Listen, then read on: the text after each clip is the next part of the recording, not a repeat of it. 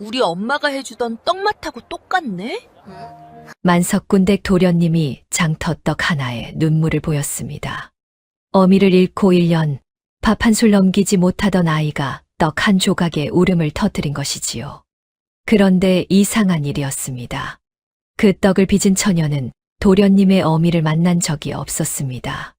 만난 적 없는 사람의 떡에서 어째서 어미의 맛이 나는 것일까요? 자, 그 까닭을 함께 들어보시지요. 사연 시작 전 구독과 좋아요를 눌러주신다면 저에게는 큰 힘이 됩니다. 그럼 사연 시작합니다. 입춘을 코앞에 둔 시절이었으나 바람은 여전히 뼛속까지 파고들었습니다. 어느 고을 큰 저작거리, 주위의 장사치들도 하나둘 자리를 거두고 있었는데 한편에 아직 자리를 지키고 있는 처녀가 있었습니다. 낡은 보자기 위에 시루를 올려놓고 꽁꽁 언 손을 입김으로 녹여가며 떡을 빚고 있었지요. 솜이 삐져나온 저고리에 여기저기 기운 자국이 선명한 치마 차림. 행색만 보면 끼니를 걱정할 형편이었습니다. 그런데 이 처녀의 떡판 앞을 지나는 사람마다 고개를 한 번씩 돌렸습니다. 시루 뚜껑을 열 때마다 피어오르는 김 속에서 달콤하면서도 구수한 냄새가 퍼져나왔거든요. 찹쌀가루에 말린 대추를 곱게 다져 넣고 꿀에 하룻밤 재운 잣을 고명으로 올리는 독특한 떡이었습니다. 이 처녀의 이름은 은하. 나이 19이었습니다. 같은 시각 저작거리 큰 길 위로 가마 하나가 지나고 있었습니다. 가마 안에는 8살 남짓 되어 보이는 사내 아이가 앉아 있었는데 고운 비단 두루마기를 걸쳤으나 볼은 쑥 들어가 있었고 눈 밑에는 아이답지 않은 그늘이 짙게 깔려 있었습니다. 이 아이의 이름은 서준. 이 고을에서 모르는 사람이 없는 만석군 최진사의 외손자였지요. 서준은 가마 안에서 멍하니 앉아 있었습니다. 눈도 입도 마음도 닫혀 있는 아이였습니다. 1년 전 어머니를 잃은 뒤로 그렇게 되었습니다. 밥도 안 먹고 떡도 안 먹고 과일도 거들떠보지 않았습니다. 만석군 댁이니 산에 진미를 갖다 올려도 고개를 돌릴 뿐이었지요. 의원을 불러 진맥을 해봐도 몸에는 아무 탈이 없다 했습니다. 마음이 앓고 있는 것이라고. 최진사는 손자가 하루하루 말라가는 걸 보며 속이 타들어갔으나 방도가 없었습니다. 그날도 늙은 하인 구봉이 서준을 태운 가마를 이끌고 있었습니다. 바람을 쐬면 기분이 나아질까 싶어 데리고 나온 것이었지요. 그때였습니다. 바람결에 무언가가 실려왔습니다. 달콤하면서도 구수한 묘한 냄새. 가마 안으로 스며든 그 냄새에 서준이 움찔했습니다. 잠깐 서시오. 가마꾼들이 멈춰 섰습니다. 구봉이 황급히 다가왔지요. 평소 입도 잘 열지 않던 도련님이 먼저 소리를 낸 것은 정말 오랜만이었습니다. 구봉의 심장이 쿵 내려앉았습니다. 도련님, 어인 일이시옵니까? 서준은 대답 대신 코끝을 벌름거렸습니다. 고개를 돌려 냄새가 나는 쪽을 찾았습니다. 구봉이 따라서 고개를 돌리니 저만치 떡판 하나가 보였습니다. 김이 모락모락 피어오르는 시루 앞에 젊은 처녀가 앉아 있었지요. 저것 먹고 싶소. 구봉은 귀를 의심했습니다. 1년 동안 아무것도 먹지 않겠다던 도련님이 무언가를 먹고 싶다고 한 것이었습니다. 가마에서 내린 서준은 제 발로 떡판 앞까지 걸어갔습니다. 구봉이 뒤따라가며 안절부절 못했지요. 은하는 갑자기 다가온 어린 손님을 보고 눈을 동그랗게 떴습니다. 고운 비단옷을 걸친 걸 보니 보통 집안 아이는 아니었습니다. 그런데 아이의 얼굴을 보는 순간 은하의 마음이 절로 아파왔습니다. 뺨이 쑥 들어가 있었습니다. 광대뼈가 도드라져 있었고 손목은 앙상했습니다. 고운 옷이 무색할 만큼 쇠약해 보이는 아이였지요. 저리도 어린 것이 무슨 시름이 있기에. 은하는 갓 쪄낸 떡을 이파리에 곱게 싸서 내밀었습니다. 따뜻한 미소와 함께 도련님, 이거 드셔보시겠어요? 따끈할 때 먹어야 맛이 난답니다. 서준이 떡을 받아들었습니다. 잠시 물끄러미 바라보더니 조심스레 한 입 빼어 물었습니다. 찹쌀의 쫄깃한 식감, 그 사이로 퍼지는 대추의 은은한 단맛, 그리고 꿀에 밴 잣의 고소함. 서준의 눈이 커졌습니다. 씹던 입이 멈추었습니다. 그리고 그 자리에서 굳어버렸습니다. 이 맛을 압니다. 이 맛을 잊은 적이 없습니다. 어머니가 살아계실 때 해주시던 바로 그 떡이었습니다. 어머니의 손끝에서만 나던 바로 그 맛이었습니다. 어머니가 떠난 뒤 아무리 찾아도 아무리 만들어봐도 다시는 만날 수 없다고 여겼던 바로 그 맛. 서준의 눈에서 눈물이 뚝 떨어졌습니다. 떡을 든 채 서서 소리 없이 울기 시작했습니다. 이거 우리 엄마가 해주던 맛이랑 똑같아요. 그것이 서준이 어머니를 잃은 뒤 처음으로 꺼낸 온전한 말이었습니다. 구봉의 눈에서도 눈물이 주르륵 흘러내렸습니다. 1년 만이었습니다. 도련님이 무언가를 먹은 것도, 맛있다고 한 것도, 울음 말고 다른 감정을 내보인 것도. 구봉은 소매로 얼굴을 감싸며 고개를 돌렸습니다. 은하는 영문을 알 수 없었습니다. 떡 한 조각에 이 아이가 왜 이토록 울고 있는지. 하지만 가슴이 먹먹해졌습니다. 은하도 9살의 어머니를 잃었으니까요. 어머니를 그리워하는 마음이 어떤 것인지 누구보다 잘 알았으니까요. 은하는 아무 말 없이 떡 한 조각을 더 꺼내 서준의 손에 쥐어주었습니다. 울지 마요, 도련님. 이것도 드세요. 꿀을 더 넣은 거라 더 달답니다. 서준은 눈물을 훔치며 고개를 끄덕였습니다. 그리고 떡을 오물오물 씹기 시작했지요. 한 조각, 두 조각, 세 조각. 1년 만에 처음으로 무언가를 삼킨 것이었습니다. 가마가 떠날 때 서준은 휘장을 걷고 은하를 돌아보았습니다. 은하가 미소 지으며 손을 흔들었습니다. 서준도 작은 손을 들어 흔들었습니다. 눈물 자국이 남은 얼굴에 아주 작은 웃음이 떠올라 있었습니다. 1년 만의 웃음이었습니다. 가마가 저작거리를 빠져나간 뒤에도 은하는 한동안 그 자리에 서 있었습니다. 매서운 바람이 뺨을 스쳤으나 가슴 한편이 묘하게 따뜻했지요. 저 도련님이 내 떡을 맛있다 하셨으니 오늘은 좋은 날이로다. 은하는 다시 떡을 빚기 시작했습니다. 언 손을 호호 불어가며. 그런데 이 만남이 평범한 우연이 아니었다는 것을 이때는 아무도 몰랐습니다. 이 떡 한 조각이 얼마나 깊고 오래된 사연과 이어져 있는지, 그리고 이 8살 아이의 한마디가 어떤 비밀의 빗장을 열어젖히게 되는지, 그 이야기는 지금부터 시작됩니다. 그날 저녁이었습니다. 만석군 최진사의 사랑방. 구봉이 조심스레 문을 열고 들어왔습니다. 진사 어른, 아래올 것이 있사옵니다. 최진사는 등잔 앞에 앉아 서책을 넘기고 있었습니다. 47, 40대 후반치고는 얼굴에 주름이 깊었습니다. 딸을 잃은 뒤로 한꺼번에 늙어버린 사람 같았지요. 말해보아라. 서준 도련님께서 오늘 떡을 드셨사옵니다. 최진사의 서책 넘기는 손이 멈추었습니다. 뭐라 하였느냐? 저작거리 떡장수 처녀의 떡을 드시고 웃으셨사옵니다. 최진사가 고개를 들었습니다. 믿기 어렵다는 얼굴이었지요. 온갖 산의 진미를 마다하던 손자가 장터떡을 먹었다니. 어떤 떡이더냐? 꿀대추 찰떡이라 하옵니다. 도련님께서, 돌아가신 아가씨께서 해주시던 것과 맛이 똑같다 하셨사옵니다.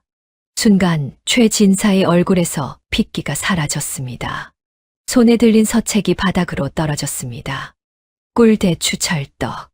그 이름이 최진사의 귓전을 울렸습니다. 오래전, 아주 오래전에 묻어두었던 기억의 문이 덜컥 열리려 하고 있었습니다. 그 처녀가 어찌 생겼더냐? 젊은 처녀이옵니다. 행색은 누추하였으나 얼굴은 맑고 곱상하였사옵니다. 도련님 말씀으로는. 구봉이 잠시 망설였습니다. 도련님 말씀으로는 돌아가신 아가씨와 닮으셨다 하셨사옵니다. 최진사의 손이 미세하게 떨리기 시작했습니다. 죽은 딸 채영과 닮은 얼굴. 채영이 해주던 것과 같은 맛의 떡. 우연이겠지. 최진사는 스스로에게 그렇게 말했습니다. 그러나 가슴 한구석에서 무언가가 꿈틀거리기 시작했습니다. 깊이, 아주 깊이 묻어두었던 무언가가.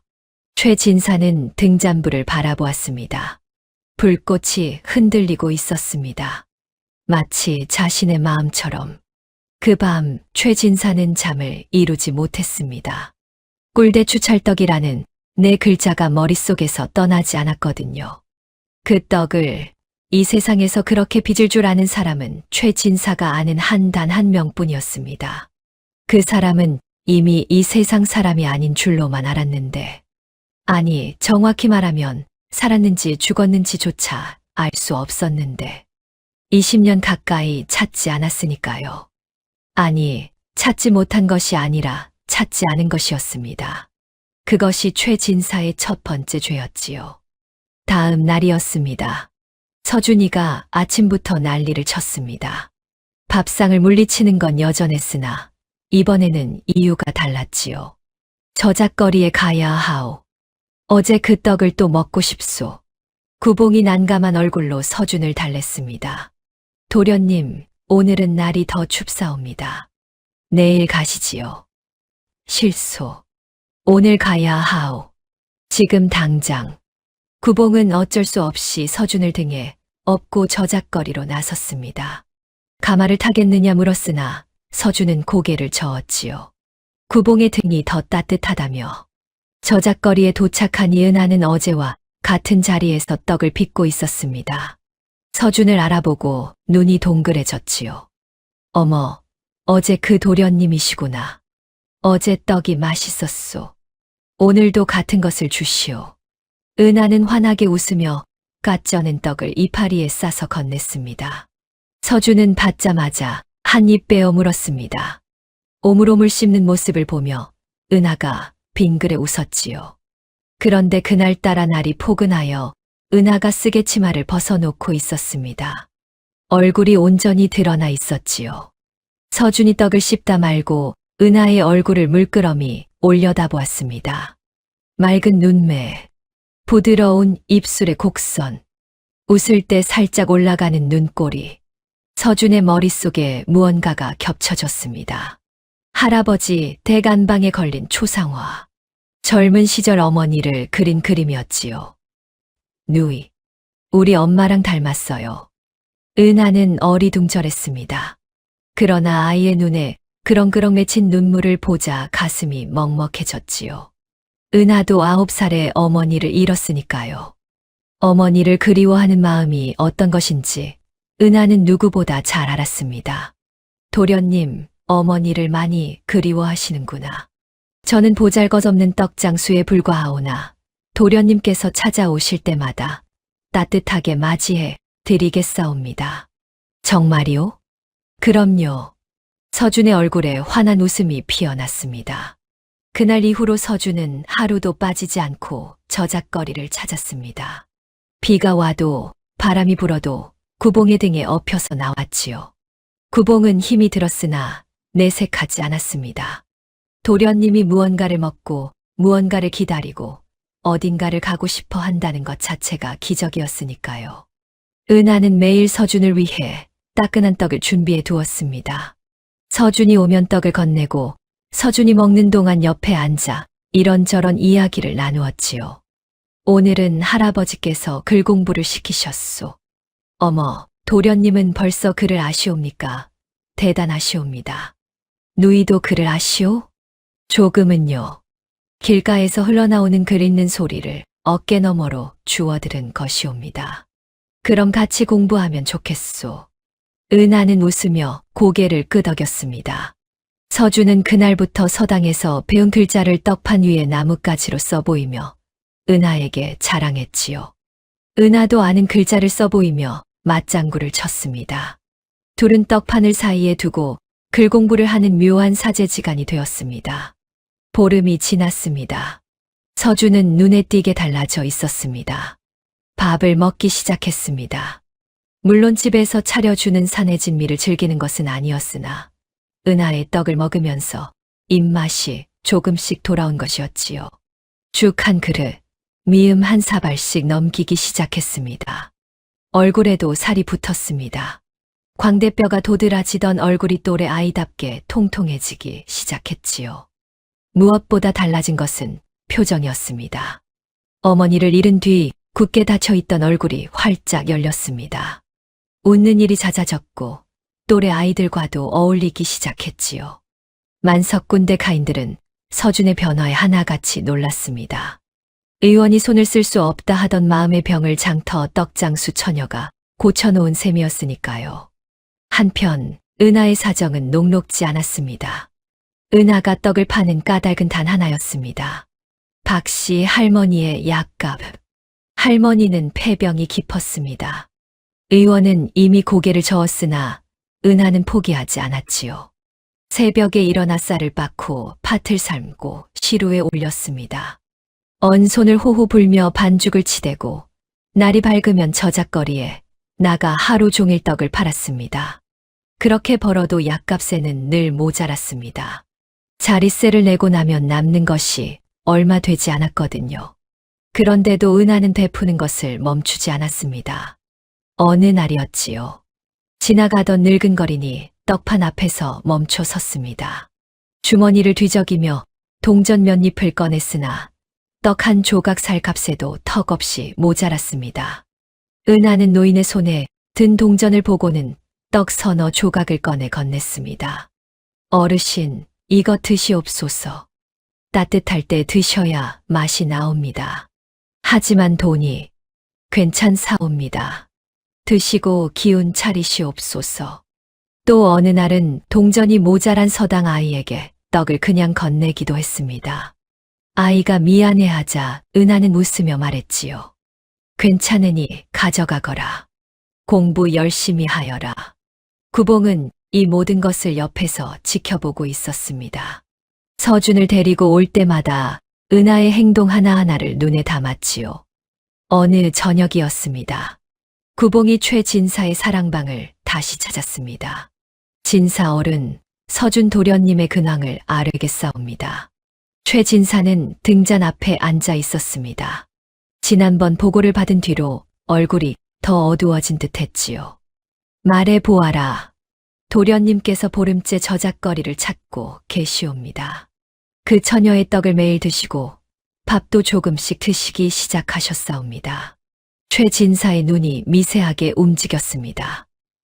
그래, 서준이가 밥을 먹기 시작했다고? 예, 그뿐이 아니옵니다. 웃으시옵니다. 그 처녀와 이야기를 나누며 환하게 웃으시옵니다. 어머니를 잃으신 뒤로 처음이옵니다. 최진사는 한동안 아무 말이 없었습니다. 손자가 웃는다. 밥을 먹는다. 그것이 얼마나 간절히 바라던 일이었던가. 그 처녀, 어떤 아이더냐? 구봉은 잠시 생각하더니 조심스레 입을 열었습니다. 가난한 처녀이옵니다. 낡은 옷에 거친 손을 하고 있사오나 마음씨만큼은 비단결 같은 아이이옵니다. 돈이 모자란 거린에게 떡을 그냥 건네고 서당 아이에게도 공짜로 나눠주더이다. 제가 보기에는 구봉이 말끝을 흐렸습니다. 제가 보기에는 참으로 고운 심성을 가진 처녀이옵니다. 최진사는 고개를 끄덕이지도 젓지도 않았습니다. 다만 등잔불을 바라보는 눈빛이 흔들리고 있었지요. 손자를 살려준 처녀, 딸과 닮은 얼굴, 그리고 자신이 평생 잊지 못한 그 떡맛. 그 세 가지가 최진사의 머릿속에서 하나로 엮이려 하고 있었습니다. 구봉아, 예, 진사 어른. 내일 내가 직접 나가보겠다. 구봉은 놀란 기색을 감추며 고개를 숙였습니다. 알겠사옵니다. 최진사는 등잔불을 바라보며 중얼거렸습니다. 직접 보아야겠다. 이 눈으로. 그 말 속에는 손자 걱정만이 아닌 더 깊고 오래된 무언가가 담겨 있었습니다. 그것이 무엇인지는 최진사 자신도 아직 또렷이 알지 못했지요. 아니, 어쩌면 알면서도 모른 척하고 있었는지 모릅니다. 며칠을 망설였습니다. 최 진사는 구봉의 보고를 들은 뒤로 밤마다 뒤척였지요. 손자가 밥을 먹기 시작했다는 소식은 기뻤으나 그 기쁨 뒤에 자꾸만 다른 것이 고개를 들었습니다. 꿀대추 찰떡, 딸과 닮은 얼굴. 이 두 가지가 머릿속을 떠나지 않았습니다. 결국 최 진사는 자리에서 일어났습니다. 관복 대신 평복을 꺼내 입었지요. 갓도 쓰지 않고 두루마기 하나만 걸쳤습니다. 만석군 최 진사가 아닌 그저 이름 없는 늙은 양반 행색이었습니다. 구봉아, 가마는 필요 없다. 걸어서 가마. 구봉은 아무 말 없이 뒤를 따랐습니다. 진사 어른이 저런 행색으로 나서는 것은 처음이었지요. 무언가 심상치 않다는 것을 구봉도 느끼고 있었습니다. 저작거리에 도착한 최 진사는 떡판에서 떨어진 곳에 자리를 잡았습니다. 국밥집 처마 아래 걸터 앉아 멀찍이 서 은하를 바라보았지요. 은하는 오늘도 같은 자리에서 떡을 빚고 있었습니다. 낡은 저고리에 기운 자국이 선명한 치마 차림. 언 손을 입김으로 녹여가며 반죽을 치대고 있었지요. 그때 서준이가 나타났습니다. 구봉의 부하 하인 등에 엎혀서 왔지요. 서준이 은하를 보자마자 환하게 웃었습니다. 누이. 은하도 서준을 보며 반갑게 손을 흔들었습니다. 떡을 건네고 서준이 먹는 것을 지켜보며 머리를 쓰다듬어 주었지요. 최 진사는 그 광경을 물끄러미 바라보았습니다. 서준이가 웃고 있었습니다. 딸을 잃은 뒤 한 번도 보지 못한 웃음이었습니다. 저 아이가 저렇게 웃을 수 있다는 것을 최 진사는 이미 잊고 있었지요. 그런데 최 진사의 시선은 어느 순간 서준이가 아닌 은하에게 멈춰 있었습니다. 은하가 서준의 머리를 쓰다듬으며 웃는 모습. 떡을 건네며 많이 드세요 하는 모습. 동전이 모자란 아이에게 떡을 그냥 건네는 모습. 최 진사의 입술이 미세하게 떨렸습니다. 서준이가 돌아간 뒤 최 진사는 자리에서 일어났습니다. 천천히 은하의 떡판으로 걸어갔지요. 은하는 새 손님을 보고 예를 갖추어 인사했습니다. 어르신, 떡을 사러 오셨사옵니까? 최 진사는 대답 대신 떡판을 내려다보았습니다. 찹쌀가루에 말린 대추를 곱게 다져 넣고 꿀에 재운 잣을 고명으로 올린 떡. 김이 모락모락 피어오르고 있었지요. 이것을 하나 주겠느냐? 예, 어르신. 갓 쪄낸 것이니 따뜻하실 것이옵니다. 은하가 이파리에 떡을 싸서 건넸습니다. 최 진사는 떨리는 손으로 떡을 받았지요. 한 입 빼어 물었습니다. 찹쌀의 쫄깃한 식감이 혀를 감쌌습니다. 그 사이로 대추의 은은한 단맛이 퍼졌지요. 그리고 꿀에 밴 잣의 고소함이 입안 가득 번졌습니다. 최 진사의 온몸이 굳었습니다. 이 맛을 압니다. 세상 어디에서도 찾을 수 없다고, 영영 잃어버렸다고 여겼던 바로 그 맛이었습니다. 20해 가까이 전, 이 고을 변두리 작은 떡집. 그 떡집 막내딸이 빚어주던 바로 그 꿀대추 찰떡의 맛이었지요. 최 진사의 다리에 힘이 풀렸습니다. 비틀거리며 옆에 담벼락에 어깨를 기대었지요. 손에 든 떡이 떨리고 있었습니다. 그리고 은하의 얼굴을 다시 보았습니다. 서준이가 말했던 것이 떠올랐습니다. 죽은 딸 채영과 닮았다고. 그러나 최 진사의 눈에 비친 것은 채영의 얼굴이 아니었습니다. 그보다 더 오래전 기억 깊숙이 묻어둔 어떤 여인의 얼굴이었지요. 심장이 한 번 크게 쿵 내려앉았습니다. 그 얼굴은 20살 시절 옥순과 빼닮아 있었습니다. 그 순간 최 진사의 머릿속에서 세월이 거꾸로 흘렀습니다. 28 되던 해였습니다. 어느 봄날 저작거리를 지나다 떡집 앞에서 발길이 멈추었지요. 시루에서 막 꺼낸 떡을 파는 처녀가 있었습니다. 나이 18. 이름은 옥순. 천민 출신 떡집 딸이었으나 맑고 티 없는 얼굴의 웃음이 해맑았습니다. 떡을 건네며 따뜻할 때 드셔야 맛이 나옵니다. 하던 목소리가 유난히 귀에 남았지요. 최 진사는 그날 이후 매일 그 떡집을 찾았습니다. 처음에는 떡이 맛있어서라고 스스로에게 핑계를 댔지요. 그러나 이내 솔직해질 수밖에 없었습니다. 떡이 아니라 옥순을 보러 가는 것이었으니까요. 옥순도 최진사에게 마음을 열었습니다. 신분을 내세우지 않고 한 사람의 여인으로 대해주는 그에게 진심으로 정을 주었지요. 최진사가 갈 때마다 떡을 하나 더 싸주었고, 최진사는 옥순이 좋아하는 비녀를 선물했습니다. 둘은 사랑에 빠졌습니다.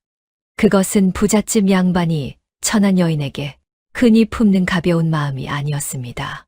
진심이었지요. 최진사는 옥순을 곁에 두고 싶었습니다. 첩으로라도 드리고 싶었지요. 그러나 이 일이 아버지 귀에 들어가고 말았습니다. 아버지의 분노는 대단했습니다. 만석군 가문의 체면에 먹칠을 할 셈이냐며 대청마루가 떠나가도록 호통을 쳤지요. 그러나 아버지는 단순히 화만 낸 것이 아니었습니다. 더 교활하고 잔인한 수를 썼지요. 내가 그 계집을 끊지 않으면 내가 직접 손을 쓰마 관가에 넘겨 종으로 만들어버리겠다. 최진사는 두려웠습니다. 아버지의 재력과 권세라면 옥순을 해치는 것쯤은 식은 죽 먹기였지요. 최진사는 옥순을 지키기 위해 차라리 자신이 물러서는 것이 낫다고 판단했습니다.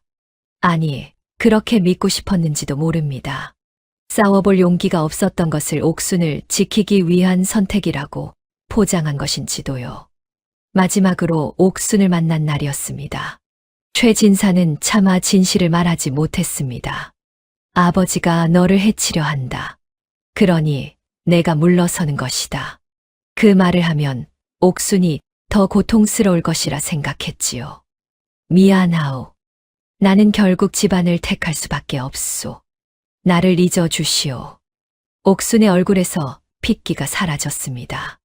나으리, 그것이 진심이시옵니까? 그렇소. 이것으로 우리 인연은 끝이오. 옥순은 한동안 아무 말도 하지 못했습니다. 그러다 품에서 무언가를 꺼냈지요. 나비 모양의 작은 놀이개였습니다. 옥순이 늘 차고 다니던 것이었지요. 옥순은 그 놀이개를 반으로 나누었습니다. 한 조각을 최진사의 손에 쥐어주며 말했습니다. 나머지 반쪽은 제가 가져가겠사옵니다. 언젠가 이것을 다시 맞출 날이 올지도 모르오니. 최진사는 놀이개를 받아 쥐었습니다. 그리고 돌아섰지요. 등 뒤에서 옥순의 흐느끼는 소리가 들렸으나 끝내 돌아보지 않았습니다.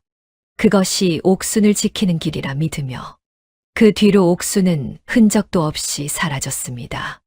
떡집은 문을 닫았고 옥순이 어디로 갔는지 아무도 몰랐지요.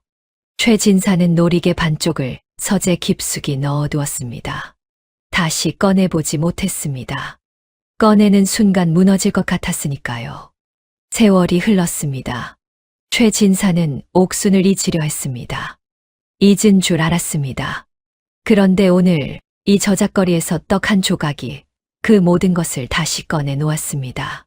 최진사는 담벼락에 기댄 채 거친 숨을 몰아쉬었습니다. 은하는 멀찍이서 그 모습을 보고 걱정스러운 눈으로 다가왔습니다. 어르신, 괜찮으시옵니까? 안색이 좋지 않으시옵니다.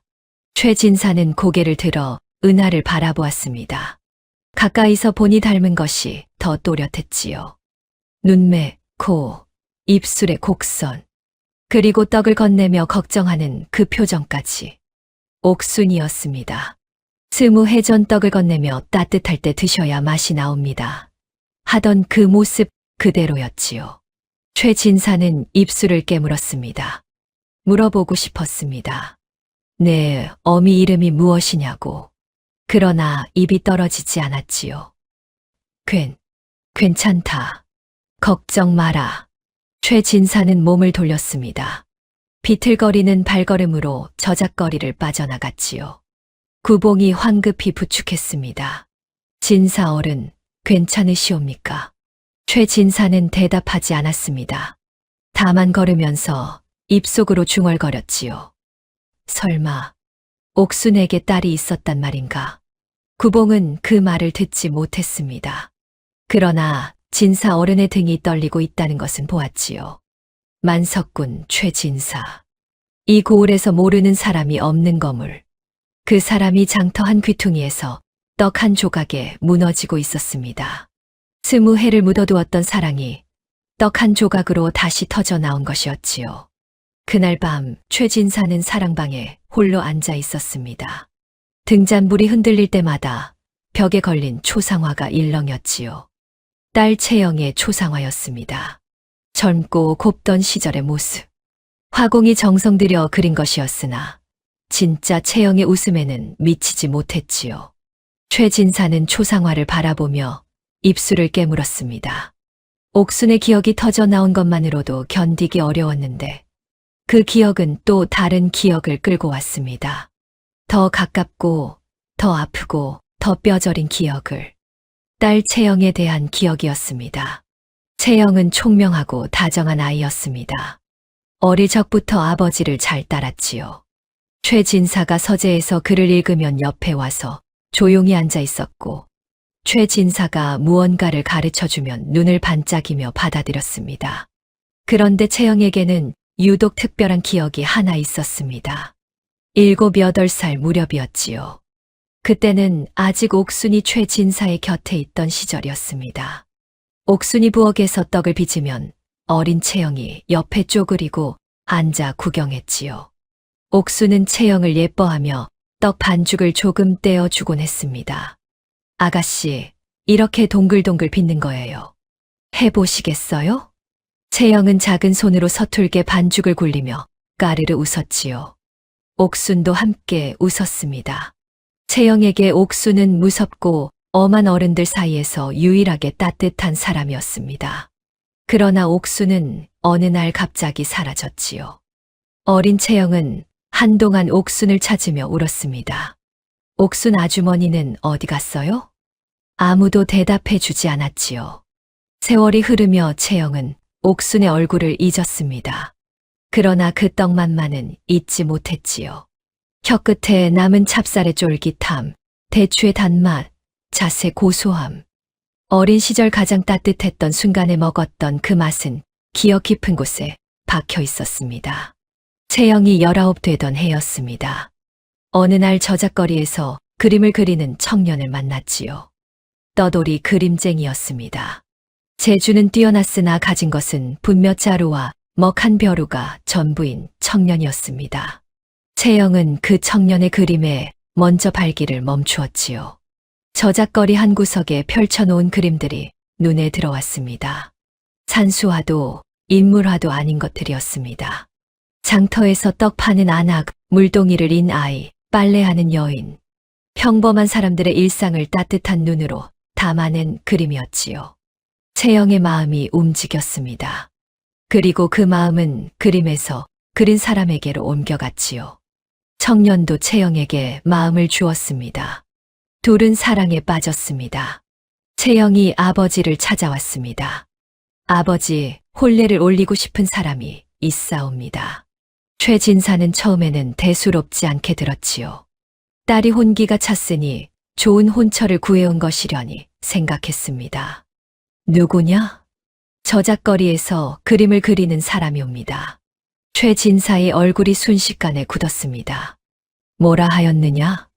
그림쟁이이옵니다. 재주가 뛰어나고 심성이 곱사옵니다.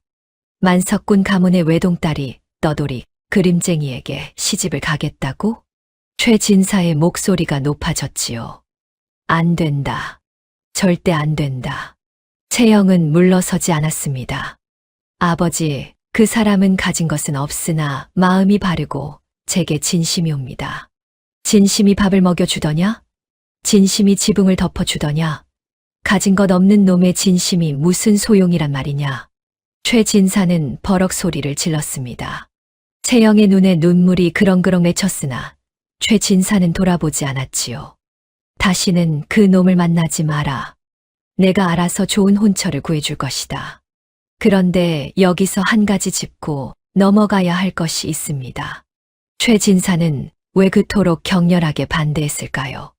단순히 체면 때문이었을까요? 만석군 가문에 떠돌이 사위를 들일 수 없다는 것. 물론 그것도 있었지요. 그러나 진짜 이유는 따로 있었습니다. 최진사는 두려웠던 것입니다. 자신이 옥순을 사랑했을 때 아버지가 가로막았지요. 그때 최진사는 싸우지 못하고 물러섰습니다. 옥순은 떠났고 최진사는 평생 그 후회를 안고 살았지요. 그런데 딸이 똑같은 길을 가려 하고 있었습니다.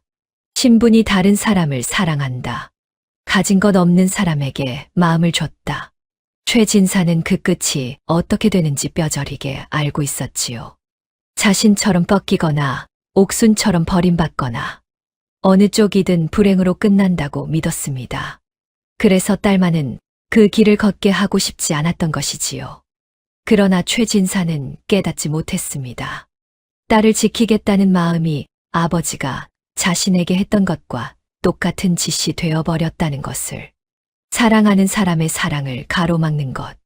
그것이 보호가 아니라 또 다른 폭력이 될 수 있다는 것을. 채영은 끝내 아버지 몰래 도망쳤습니다. 그림쟁이와 혼례를 올렸지요. 만석군 댁 외동딸이 하루아침에 사라진 것이었습니다. 최진사는 분노했습니다. 다시는 이 문턱을 넘지 마라. 의절이었지요. 최진사는 딸의 이름을 입에 올리지 않았습니다. 딸이 없는 사람처럼 살았지요. 채영은 남편과 가난한 살림을 꾸렸습니다. 기와집은커녕 변변한 초가 한 칸이 전부였지요. 그러나 불행하지는 않았습니다. 남편은 그림 솜씨를 살려 이곳저곳에서 그림을 그려 팔았고 채영은 바느질과 삭실로 못했지요. 그리고 서준이가 태어났습니다. 채영은 서준을 무척 사랑했습니다. 가난해도 아이에게만은 따뜻한 것을 해주고 싶었지요. 그때 채영의 머릿속에 떠오른 것이 어릴 적 그 떡이었습니다. 옥순이 빚어주던 꿀대추 찰떡. 채영은 기억을 더듬어 그 떡을 재현했습니다. 찹쌀가루에 대추를 다져 넣고 꿀에 잣을 재워 고명으로 올리는 방식. 완벽하지는 않았으나 어릴 적 혀끝에 남은 그 맛에 최대한 가깝게 빚어냈지요. 서준은 어머니가 해주는 그 떡을 무척 좋아했습니다. 다른 것은 안 먹어도 그 떡만은 맛있다며 환하게 웃었지요. 채영은 떡을 빚을 때마다 혼잣말처럼 중얼거렸습니다. 이건 할아버지께서 예전에 좋아하시던 맛이란다. 내가 어릴 적에 맛본 걸 떠올려서 만들어 본 거야. 옥순에게서 채영으로, 채영에게서 서준에게로 떡 한 조각에 담긴 손맛이 대를 이어 흐르고 있었던 것이지요. 그러나 행복은 오래가지 못했습니다. 서준이 2살 되던 해 남편이 갑작스러운 병에 걸렸습니다. 처음에는 기침이었지요. 그 기침이 점점 깊어지더니 몸져눕게 되었습니다. 약을 쓸 돈이 없었습니다. 채영은 이 집 저 집 문을 두드리며 도움을 구했으나 가난한 그림쟁이의 아내에게 손을 내미는 사람은 없었지요. 남편은 결국 세상을 떠났습니다. 채영은 2살 배기 서준을 안고 홀로 남겨졌습니다. 돌아갈 곳이 없었습니다. 아니, 있었으나 갈 수 없었지요. 아버지가 다시는 문턱을 넘지 말라 했으니까요. 그러나 현실은 자존심보다 잔인했습니다. 먹일 것이 없었습니다. 서준이가 배가 고파 울어도 줄 것이 없었지요. 채영은 결국 서준을 안고 친정문 앞에 섰습니다. 최진사는 대문 앞에 서 있는 딸을 보았습니다. 몇 해 만이었습니다. 곱던 얼굴은 수척해져 있었고 손은 거칠어져 있었지요.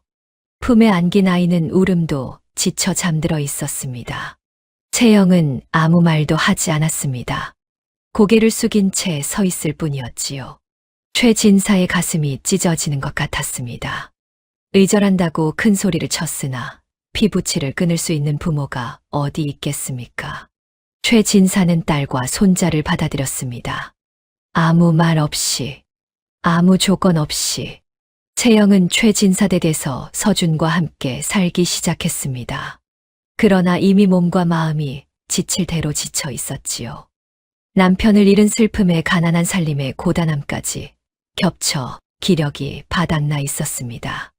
그래도 채영은 서준에게만은 떡을 해주었습니다. 꿀대추 찰떡. 친정에 돌아온 뒤로도 빠짐없이 빚어주었지요. 서준은 그 떡을 먹으며 자랐습니다. 그러나 채영의 몸은 나날이 쇠약해져 갔습니다. 의원을 불러 약을 쓰고 보약을 다려도 한 번 무너진 기력은 돌아오지 않았지요. 최 진사는 이 고을 저 고을의 명의를 찾아다녔으나 돌아오는 대답은 한결같았습니다. 마음의 병이 몸의 병이 되었다고, 이미 너무 깊어져서 약으로는 어찌할 수 없다고. 채영은 서준이 7살 되던 해에 세상을 떠났습니다. 마지막 날, 채영은 서준의 손을 잡고 말했지요. 서준아, 엄마가 해주던 떡맛 잊지 마라. 그게 엄마가 너한테 남겨줄 수 있는 전부란다. 그것이 채영의 마지막 말이었습니다. 최 진사는 딸의 장례를 치른 뒤 사랑방에 홀로 앉아 밤새 울었습니다. 그리고 그제야 깨달았지요. 자신이 아버지와 똑같은 짓을 했다는 것을. 아버지가 옥순과의 사랑을 가로막았듯이 자신도 딸의 사랑을 가로막았습니다. 아버지가 옥순을 내쫓겠다고 협박했듯이 자신도 딸에게 의절을 선언했지요. 다른 점이 있다면 아버지는 옥순을 쫓아냈고 자신은 딸을 쫓아냈다는 것뿐이었습니다. 결과는 같았지요. 사랑하는 사람을 잃었습니다. 2번이나 옥순을 잃고 딸을 잃었습니다. 그리고 이제 남은 것은 8살 손자 서준이뿐이었지요. 나는 아버지와 다를 바 없는 놈이로다. 최 진사는 이 말을 바닥에 대고 통곡했습니다. 그런데 오늘 저작거리에서 먹은 떡이 이 모든 기억을 한꺼번에 쏟아낸 것이었습니다. 옥순이 빚어주던 떡을 채영이 기억하여 서준에게 해주었고, 서준은 그 맛을 잃어버린 줄 알았는데 장터의 처녀가 빚는 떡에서 다시 만난 것이지요. 그리고 그 처녀의 얼굴은 옥순을 빼닮아 있었습니다. 옥순에게서 채영으로, 채영에게서 서준에게로 떡 한 조각에 실린 그리움이 대를 이어 흐르고 있었습니다. 그 고리의 시작이 옥순이었다면 장터의 처녀는 대체 무엇이란 말입니까? 최 진사는 등잔불을 바라보며 중얼거렸습니다. 알아보아야겠다. 저 아이가 누구인지. 떨리는 손으로 찻잔을 들었으나 차는 이미 식어 있었지요. 최 진사의 밤은 길고 길었습니다. 다음 날 아침이었습니다. 최 진사는 밤새 뜬 눈으로 지새운 얼굴로 구봉을 불렀지요. 구봉아. 예, 진사 어른. 저작거리 그 떡장수 처녀. 내력을 알아보아라. 부모는 누구이며 어디서 왔으며 어찌 살고 있는지 낱낱이 살펴오되 내 이름은 절대 드러내지 마라. 구봉은 진사 어른의 얼굴을 살폈습니다. 하룻밤 사이에 10년은 더 늙은 듯한 얼굴이었지요. 눈 밑에 그늘이 짙게 내려앉아 있었고 입술은 바짝 말라 있었습니다. 알겠사옵니다. 은밀히 알아보겠사옵니다. 구봉은 곧바로 움직였습니다. 저작거리 장사치들에게 넌지시 물어보고 은하가 사는 동네를 찾아가 이웃 사람들에게 수소문했지요. 사흘이 걸렸습니다. 구봉이 사랑방으로 들어왔을 때 최 진사는 서책을 펼쳐놓고 있었으나 한 장도 넘기지 않은 채였지요. 알아보았느냐? 예, 진사 어른. 명하신 대로 낱낱이 살폈사옵니다. 최 진사의 손이 무릎 위에서 떨리기 시작했습니다. 어서 말하여라. 처녀의 이름은 은하이옵니다. 나이는 19. 성박 누추한 집에서 살고 있사옵니다. 부모는 어머니를 9살의 여이었다 하옵니다. 아비는 모르옵니다. 어머니가 홀몸으로 은하를 낳아 키웠다 하옵니다. 최 진사의 숨이 가빠졌습니다. 그 어머니의 이름은 무엇이더냐? 구봉이 잠시 망설이다 입을 열었습니다. 옥순이라 하였사옵니다. 방 안의 공기가 얼어붙었습니다. 최 진사의 얼굴에서 핏기가 싹 빠져나갔지요. 손에 들고 있던 서책이 바닥으로 떨어졌으나 줍지 않았습니다. 아니, 줍을 수가 없었습니다. 온몸에 힘이 빠져 있었으니까요. 뭐라 하였느냐? 옥순이라 하였사옵니다. 최 진사는 두 손으로 얼굴을 감쌌습니다. 더 알아본 것은 없느냐? 구봉은 조심스레 이어 말했습니다. 옥순이라는 여인은 폐병으로 세상을 떠났다 하옵니다. 은하가 9살 되던 해였다 하옵니다. 약값이 없어 제대로 치료받지 못했다 하였사옵니다. 최 진사의 어깨가 부르르 떨렸지요. 옥순이 숨지기 전 이웃 박씨 할머니에게 은하를 맡기며 이런 말을 남겼다 하옵니다. 무슨 말이냐? 은하의 아비는 큰 부잣집 어른이나 그분은 우리 모녀가 있는 줄도 모르시오. 제발 은하에게 아비 이야기는 꺼내지 말아 주시오. 최 진사는 그 자리에서 무너졌습니다. 두 손으로 바닥을 짚고 고개를 떨구었지요. 어깨가 들썩이며 거친 숨소리가 새어나왔습니다. 옥순이 내 아이를 품고 떠났구나. 홀로 낳아 키웠구나. 나는 그 사실조차 몰랐구나. 나이를 따져보았습니다. 옥순과 갈라선 것이 20해 가까이 전. 은하의 나이가 19. 옥순이 떠날 적에 이미 아이를 베고 있었다는 뜻이었지요. 옥순은 왜 내게 말하지 않았느냐. 아이가 있다고 한마디만 했더라면. 그러나 최 진사는 스스로 답을 알고 있었습니다. 옥순은 말할 수 없었던 것이지요. 내침을 당한 마당에 아이를 핑계 삼아 매달리고 싶지 않았을 것이었습니다. 그것이 옥순의 자존심이었고 동시에 옥순의 비극이었지요. 옥순아, 미안하다. 최 진사는 바닥에 이마를 대고 한참을 울었습니다. 구봉은 방 한 구석에서 고개를 숙인 채 눈물을 삼키고 있었지요. 그날 이후 최 진사는 은하를 은밀히 돕기 시작했습니다. 먼저 박씨 할머니에게 좋은 약재를 보냈지요. 이름 모를 후원자가 보냈다고만 했습니다. 은하의 자릿세도 대신 내게 했습니다. 은하가 모르게 저작거리 자릿세를 거두는 사람에게 돈을 건네 은하의 몫을 치른 것이었지요. 은하는 영문을 몰랐습니다. 어느 날 저녁 은하가 박씨 할머니에게 말했지요. 할머니, 이상한 일이 있사옵니다. 오늘 자릿세를 내려갔더니 이미 누군가 내주었다 하옵니다. 할머니는 이불 속에서 기침을 하며 웃었습니다. 부처님이 보살피시나 보다. 그뿐이 아니옵니다. 어제는 약방에서 좋은 약재가 왔다 하옵니다. 누가 보냈는지 모른다 하옵니다.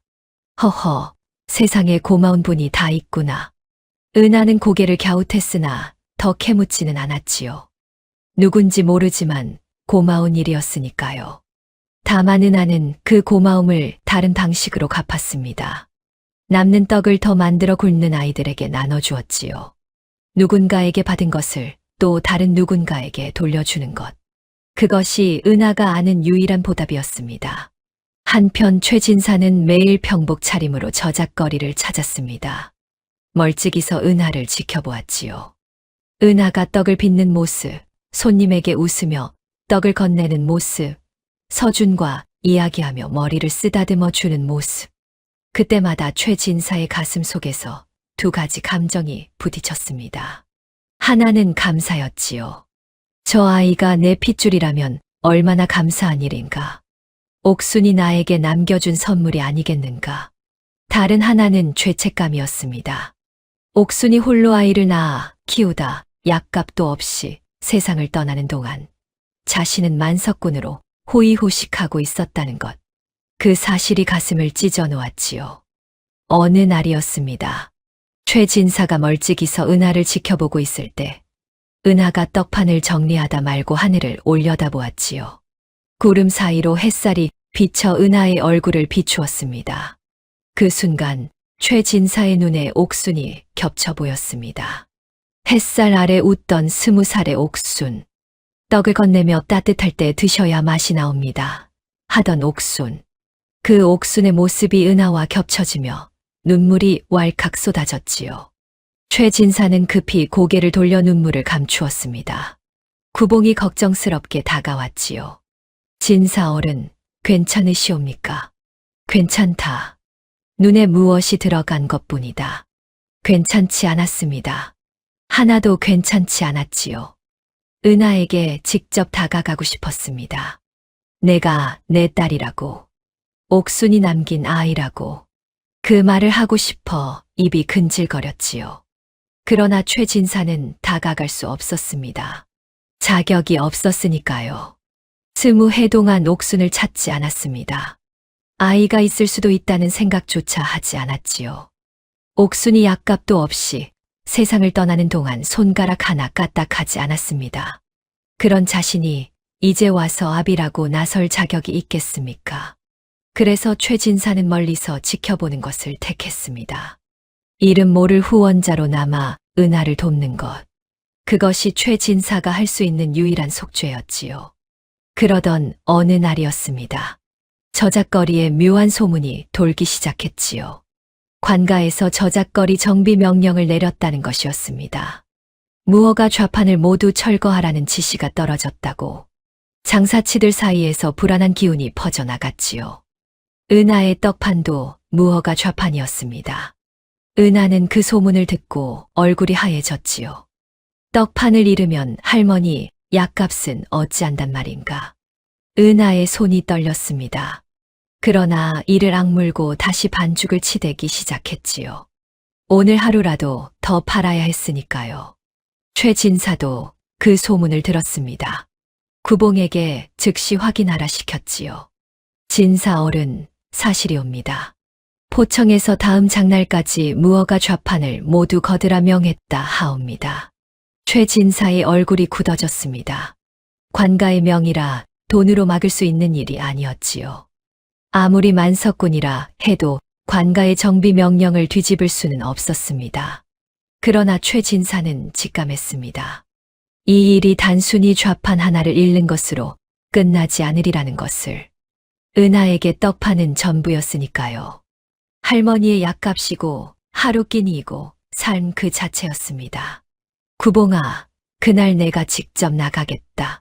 진사 어른, 그것은 직접 나가겠다 하였다.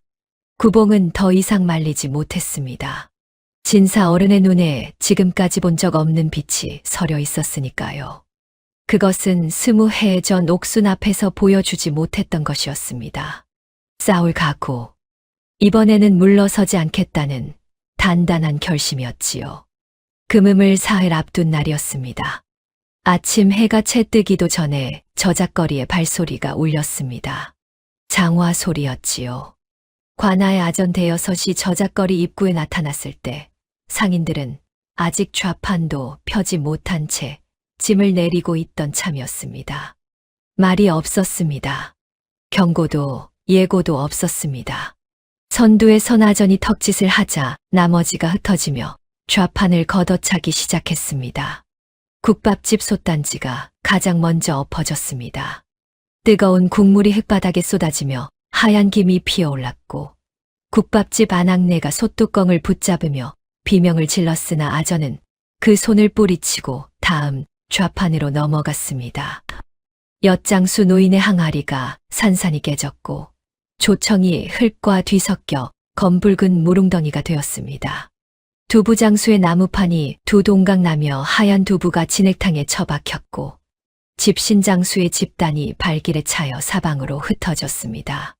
저작거리가 아수라장이 되는데 반나절도 걸리지 않았습니다. 30년을 이 자리에서 버텨온 이들의 삶이 장화 앞에서 흙먼지처럼 흩어지고 있었지요. 비명과 울음이 저작거리를 가득 채웠으나 아전들의 귀에는 바람 소리와 다를 것이 없었을 겁니다. 은하의 떡판에도 아전이 다가왔습니다. 장화를 신은 발이 떡판을 걷어찼고 시루가 기울어지며 갓 쪄낸 떡이 흙바닥으로 쏟아졌습니다. 대나무 채반이 두 쪽으로 갈라졌고 이파리에 싸놓은 떡 보따리가 진을 위에 나뒹굴었습니다. 은하는 아전을 올려다보았습니다. 항의를 하면 곤장이었고 도망을 치면 이 자리에 다시 돌아올 수 없었습니다. 은하는 아무 말도 하지 못한 채 바닥에 무릎을 꿇었습니다. 떡을 주워 담기 시작했습니다. 흙이 묻은 떡을 치맛자락으로 닦으며 하나라도 더 건져야 한다는 생각뿐이었지요. 이 떡 하나하나가 박씨 할머니의 약값이었습니다. 으깨진 떡이 손가락 사이로 흘러내렸으나 은하는 멈추지 않았습니다. 눈물이 떡 위에 떨어졌으나 닦을 겨를도 없었습니다. 어머니가 물려준 떡 만드는 법 하나로 버텨온 19해의 삶이 흙바닥 위에서 무너지고 있었습니다. 아전이 은하 앞에 다시 섰습니다. 아직도 안 치웠어. 곤장 맞고 싶으냐? 은하의 어깨가 움츠러들었습니다.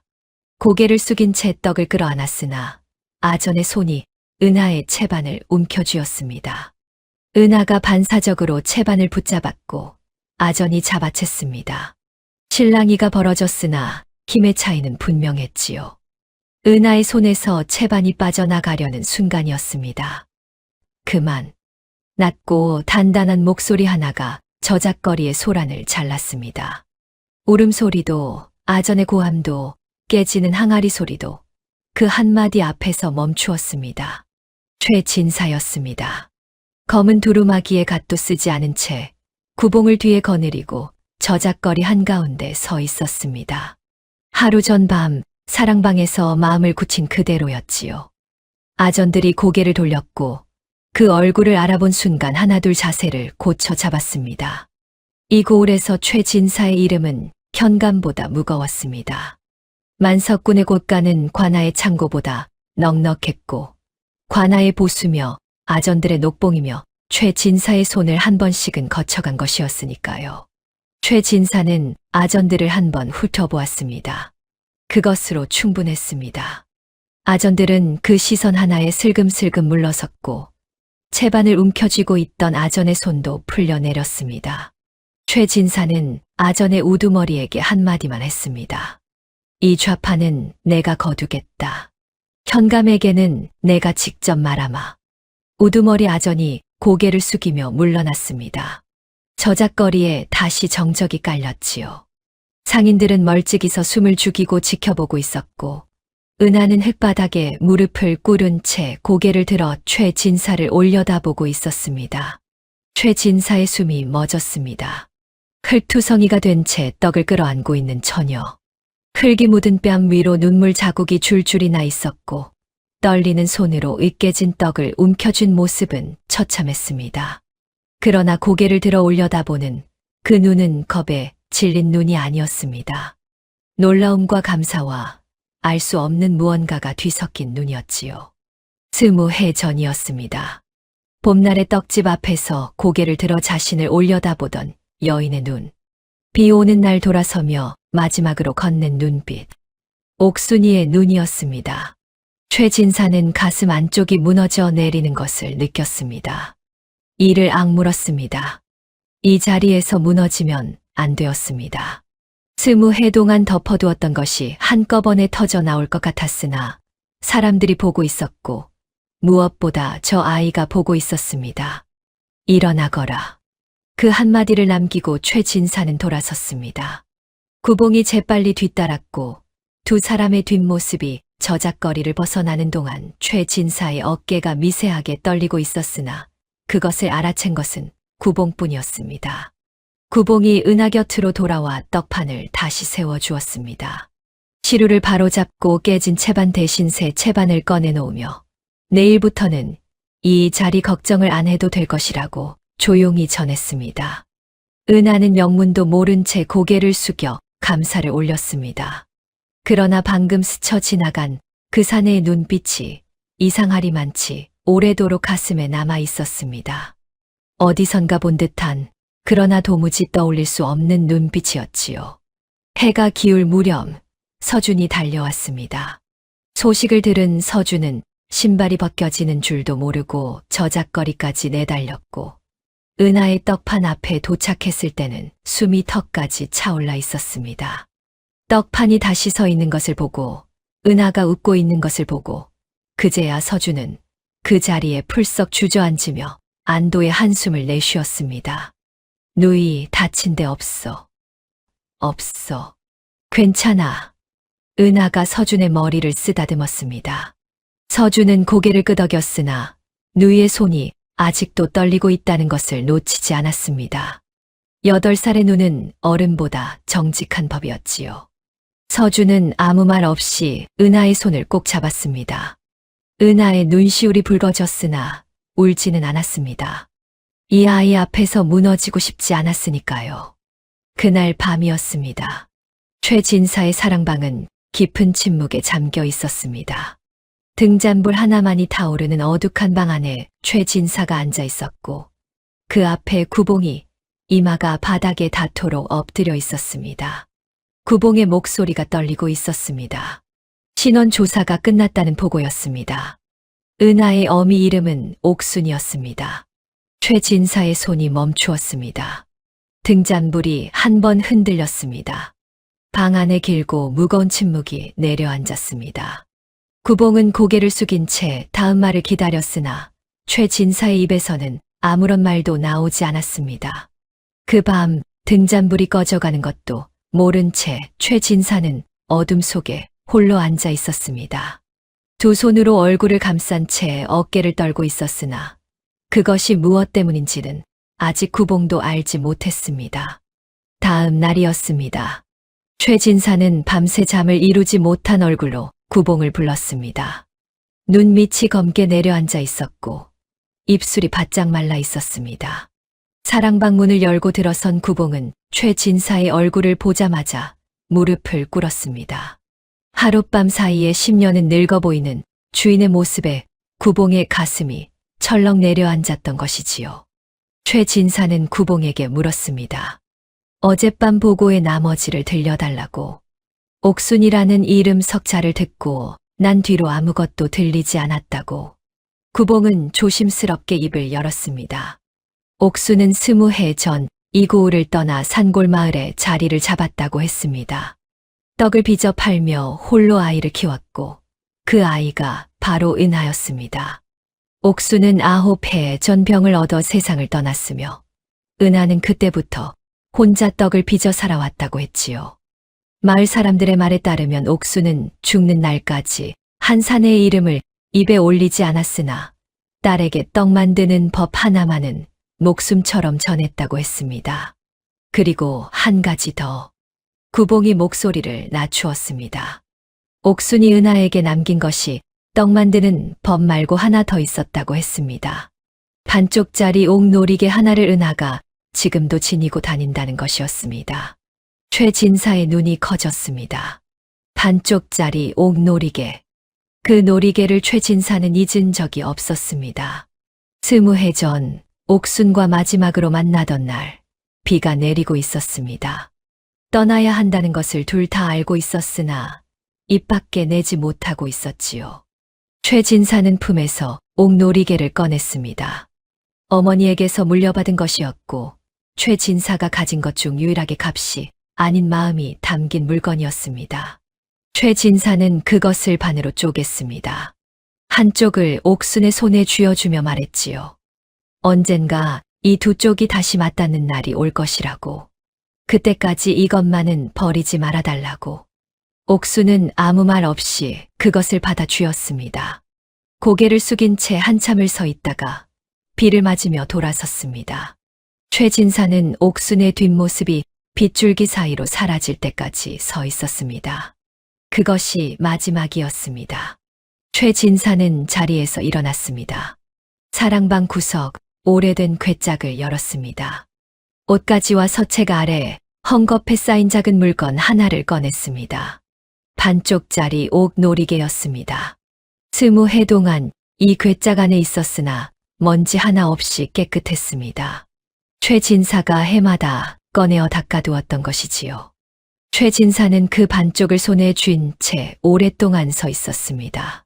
구봉은 고개를 숙인 채 기다렸습니다. 최진사가 입을 열었습니다. 은하를 데려오너라. 구봉은 대답 대신 깊이 절을 올리고 사랑방을 나섰습니다. 그날 오후였습니다. 은하는 영문도 모른 채 구봉을 따라 최진사의 집에 들어섰습니다. 큰 대문을 지나고 중문을 지나고 마당을 건너 사랑채 앞에 섰을 때 은하의 심장이 빠르게 뛰고 있었습니다. 저작거리에서 자신을 구해준 사내의 집이라는 것은 알고 있었으나 왜 자신을 부른 것인지는 알 수 없었지요. 사랑방 문이 열렸습니다. 안에 최진사가 앉아 있었습니다. 은하는 문턱 앞에서 절을 올렸습니다. 최 진사는 은하를 한참 동안 말없이 바라보았습니다. 오른쪽 눈매가 옥순을 닮았고, 코가 자신을 닮았고, 턱선이 옥순의 어머니를 닮아 있었습니다. 최 진사의 눈시울이 붉어졌으나 애써 참았습니다. 최 진사는 은하에게 물었습니다. 어미의 이름이 무엇이냐고. 은하는 고개를 숙인 채 대답했습니다. 옥순이라고. 최 진사가 다시 물었습니다. 어미에게 받은 것이 있느냐고. 은하는 잠시 망설이다가 품에서 작은 보자기를 꺼냈습니다. 보자기를 풀자 반쪽짜리 옥놀이개가 나왔습니다. 초록빛이 은은하게 도는, 그러나 한쪽이 날카롭게 잘려나간 놀이개였지요. 은하가 말했습니다. 어머니가 돌아가시기 전에 이것만은 절대 잃어버리지 말라고 하셨습니다. 언젠가 이것의 주인을 만나게 될 것이라고 하셨습니다. 최 진사의 손이 떨렸습니다. 품에서 자신의 반쪽을 꺼냈습니다. 두 조각을 천천히 가까이 가져갔습니다. 은하의 눈이 커졌습니다. 두 반쪽이 맞닿는 순간 금이 간 자리가 어긋남 없이 하나로 이어졌습니다. 20해 전에 갈라진 것이 20해 만에 다시 하나가 된 것이었습니다. 방 안에 정적이 흘렀습니다. 은하는 맞닿은 놀이개를 내려다보며 숨을 멈추고 있었습니다. 무슨 뜻인지 머리로는 알 수 없었으나 가슴이 먼저 알아챈 것 같았습니다. 심장이 미친 듯이 뛰었고 눈시울이 뜨거워졌습니다. 최 진사가 입을 열었습니다. 이번에는 은하를 똑바로 바라보며 옥순이는 내가 사랑한 여인이었다. 그리고 너는 그 여인이 낳은 내 딸이다. 은하의 눈에서 눈물이 흘러내렸습니다. 아무 말도 할 수 없었습니다. 입술이 떨렸으나 소리가 나오지 않았지요. 19해를 살면서 아비라는 것을 가져본 적이 없었습니다. 어머니에게 아비가 누구냐고 물을 때마다 옥수는 웃기만 했습니다. 나쁜 사람은 아니었다고, 다만 함께할 수 없는 사람이었다고, 그것뿐이었지요. 최 진사가 자리에서 일어나 은하 앞으로 다가갔습니다. 무릎을 꿇었습니다. 만석군이 떡장수 처녀 앞에 무릎을 꿇은 것이었습니다. 구봉이 문 밖에서 눈물을 삼켰습니다. 최 진사는 은하의 손을 잡았습니다. 거칠고 갈라진 손이었습니다.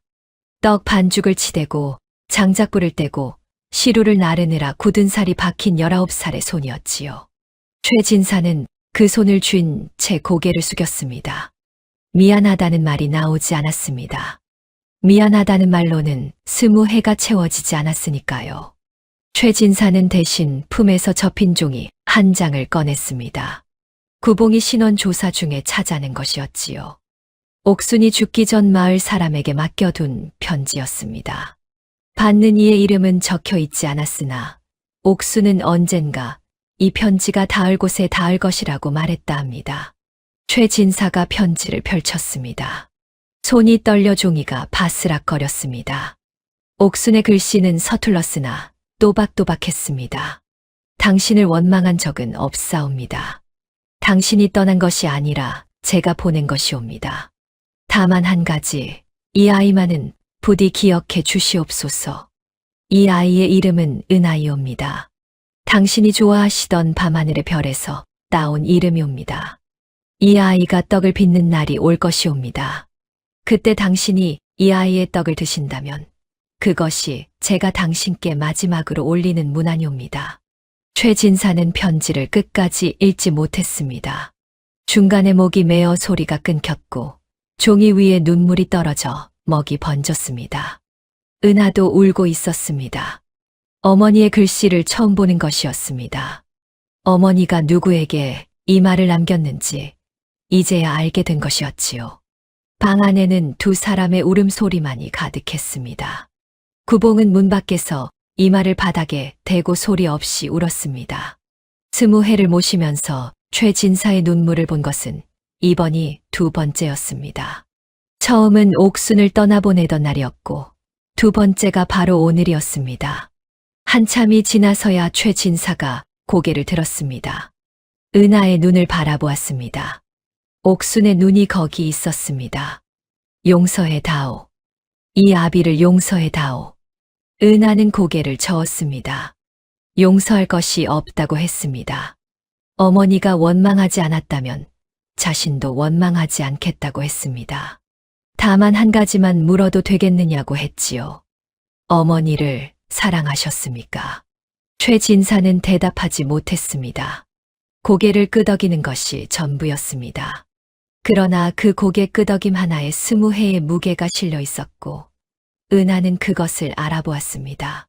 해가 저물고 있었습니다.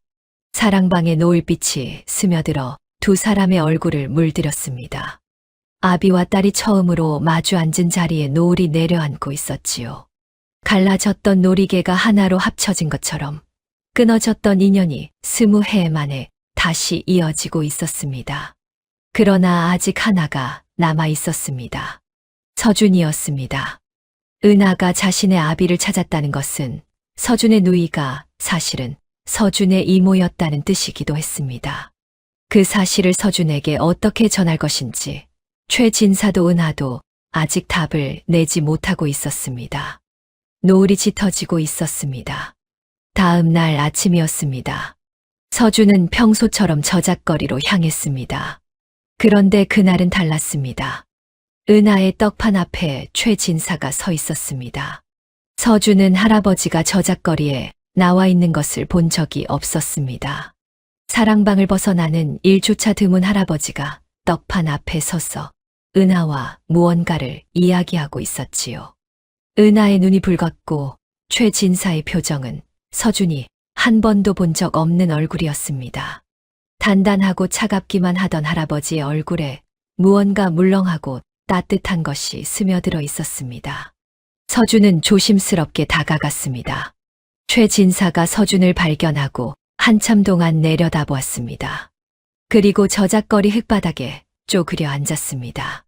만석군이 장터 한복판에 쪼그려 앉은 것이었지요. 지나가던 사람들이 고개를 돌렸으나 최진사는 개의치 않았습니다. 서준아, 예, 할아버지. 이 누이가 내 이모란다. 서준의 눈이 동그래졌습니다. 이모라는 말을 이해하는데 한참이 걸렸습니다. 이모는 엄마의 동생이라는 뜻이었지요. 서준은 은하를 올려다보았습니다. 은하가 눈물을 머금은 채 고개를 끄덕였습니다. 서준은 다시 최진사를 올려다보았습니다. 할아버지도 고개를 끄덕이고 있었지요. 서준의 입이 몇 번 달싹거렸습니다. 이모, 이모라는 말이 입안에서 맴돌았으나 밖으로 나오지 않았습니다. 서준은 은하의 손을 잡았습니다. 그리고 한참 뒤에야 입을 열었습니다. 그래도 나는 누이라고 부를래. 은하가 웃었습니다. 눈물이 볼을 타고 흘러내렸으나 웃고 있었습니다. 최진사도 고개를 돌려 눈시울을 닦았지요. 구봉은 한 발 뒤에서 코를 훌쩍이며 소매로 얼굴을 가리고 있었습니다. 그날 저녁이었습니다. 최진사는 은하에게 집으로 들어오라고 했습니다. 만석군의 딸이 저작거리에서 떡을 파는 것은 체면에도 도리에도 맞지 않는다고 했지요. 은하는 고개를 저었습니다. 최진사가 다시 한번 권했으나 은하의 대답은 같았습니다. 은하가 입을 열었습니다. 목소리가 떨렸으나 또박또박했지요. 어머니가 자신에게 남긴 것은 떡 만드는 법 하나뿐이었다고 했습니다. 비단도 기와집도 논밭도 아니었다고. 어머니는 죽는 날까지 떡을 빚었고 그 떡으로 자신을 먹이고 입히고 키웠다고. 이 떡을 놓으면 어머니를 놓는 것과 같다고 했습니다. 어머니가 세상에 살았다는 흔적이 이 떡밖에 없는데 그것을 자기 손으로 거두는 일은 할 수 없다고. 최진사는 아무 말도 하지 못했습니다. 20해 전 옥순에게 떠나라고 했던 것이 떠올랐기 때문이었습니다. 그때도 자기 방식대로 했습니다. 옥순의 마음은 묻지도 않고 자기가 옳다고 생각하는 대로 밀어붙였지요.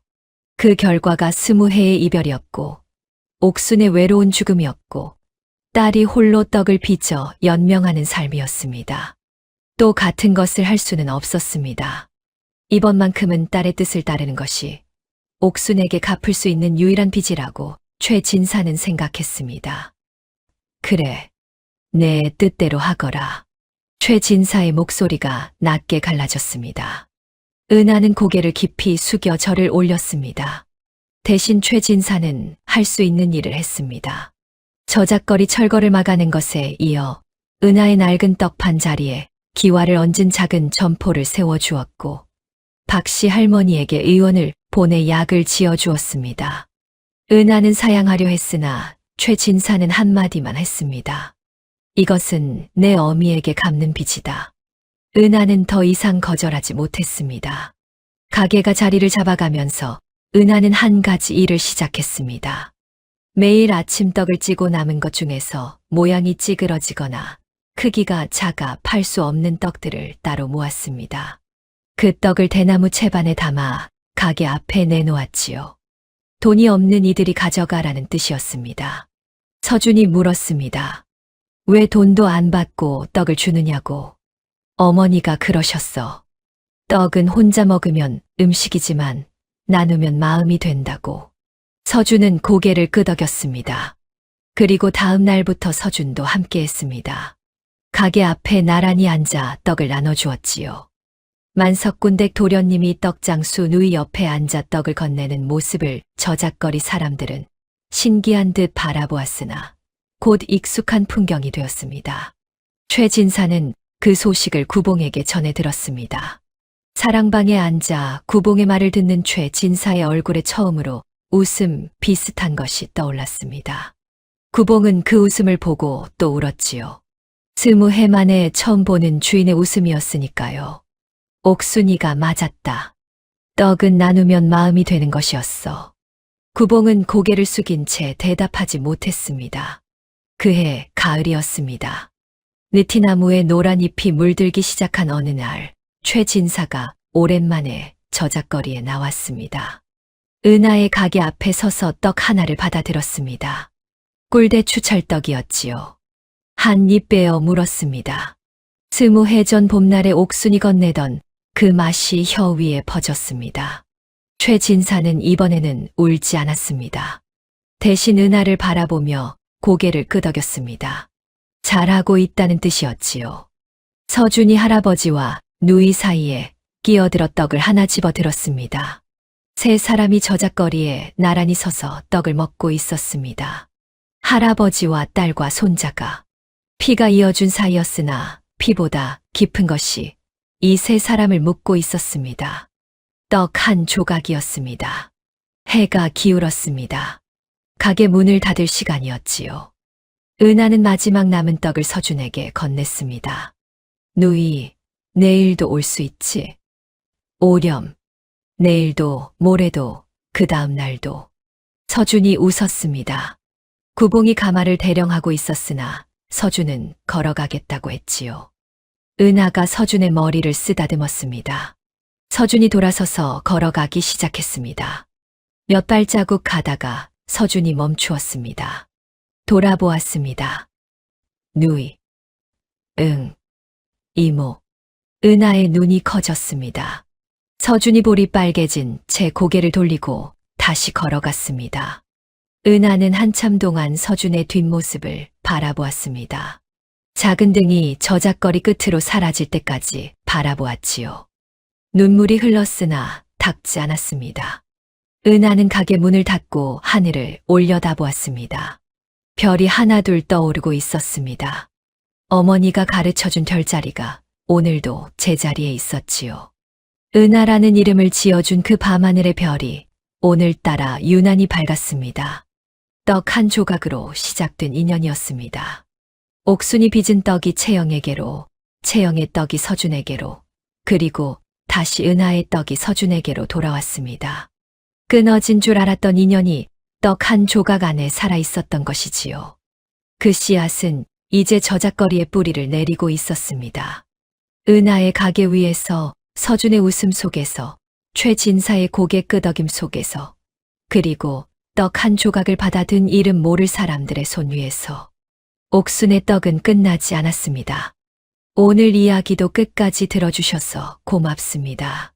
전해지는 야담을 바탕으로 제가 직접 대본을 쓰고 영상도 하나하나 만들었거든요. 오직 이 채널에서만 볼 수 있는 오리지널 콘텐츠니까요.